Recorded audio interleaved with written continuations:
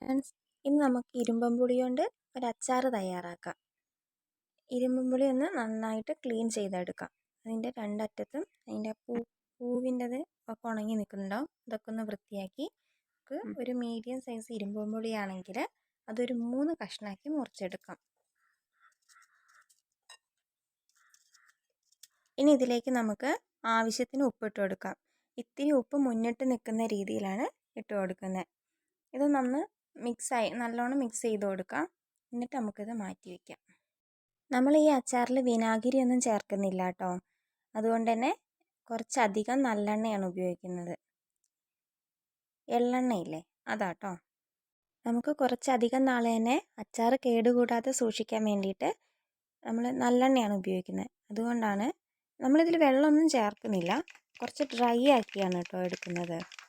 നമുക്ക് എണ്ണ ചൂടായി വരുമ്പോൾ അതിൽ കടുകിട്ട് പൊട്ടിക്കാം. അതിലേക്ക് കുറച്ച് വറ്റൽമുളക് ഇട്ട് കൊടുക്കാം. ഇനി അടുത്തത് കുറച്ച് കറിവേപ്പില കൂടി ഇട്ടൊന്ന് പൊട്ടിച്ചെടുക്കാം. അതേപോലെ തന്നെ നമുക്ക് പച്ചമുളക് അരിഞ്ഞ് വെച്ചത് ചേർത്ത് കൊടുക്കാം. അതിലേക്ക് വെളുത്തുള്ളിയും കൂടി ഇട്ട് നമുക്ക് നന്നായിട്ടൊന്ന് മൂപ്പിച്ചെടുക്കാം.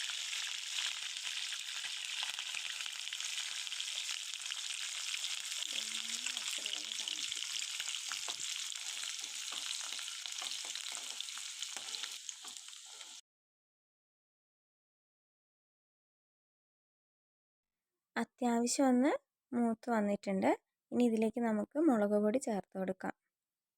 4 സ്പൂണ് നല്ല എരിവുള്ള മുളക് പൊടി തന്നെയാണ് ചേർത്തിട്ടുള്ളത്. ഇത് നമുക്ക് നന്നായി ഒന്ന് മൂപ്പിച്ചെടുക്കണം.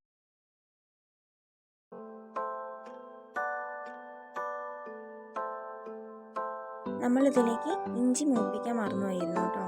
അതൊന്ന് ഈ സമയത്ത് എണ്ണയിലേക്ക് തന്നെ ഇട്ടൊന്ന് മൂപ്പിച്ചെടുക്കാം.